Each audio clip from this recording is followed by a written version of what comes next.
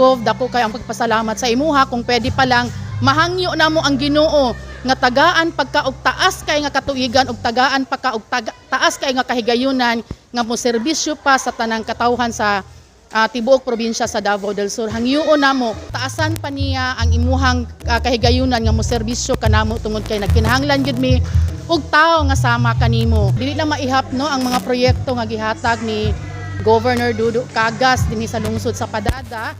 Pangandoy sa mga katawhan kaniadto pa nga nagtuo ming imposibleng matuman pero karon natagaan og realidad ni Governor Dudu Cagas ug usa niini ang pagpasimento sa kalsada gikan sa may highway hangtod dinhi sa Piapi diin sa sulod sa pipila na katuig. Grabe gyud ang pag-antos ug pagsakripisyo sa mga tawo sa pag-agi ni adtong mga lubak-lubak nga kalsada kaniadto pero karon nindot na kaayo agian ang kalsada gikan sa highway padulong sa pasulod dinhi sa Piapi. Sa mga katawhan dinhi sa lungsod sa Padada, sa tanan nga kaayo nga gihatag ni Governor Dudu Cagas kanato, wala gyud tay laing mabugti kung dili ang atong paghingugma kaniya og sa ilahang tibuok pamilya tungod kay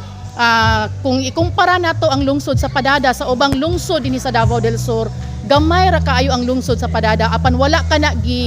ali ni Governor Dudu Cagas, wala niya gitan-aw kung unsa kagamay ang ato ang lungsod kung dili gitan-aw niya ang kahimtang nato ug unsay angay nato nga gikinahanglan nga mao iyang gitagaan og pagtagad.